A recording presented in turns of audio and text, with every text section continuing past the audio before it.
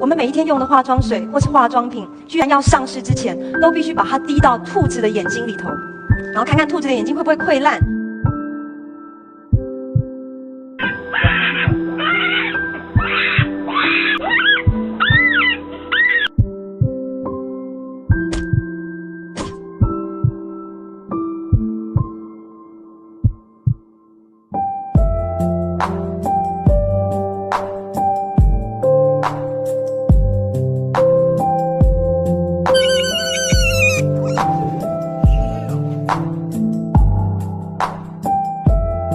他找来了一块玻璃，放在了小兔子的身上，然后转过身，狠狠地朝上面坐了下去。小兔子发出悲惨的叫声以后，整个头部被这名女子做成了肉泥。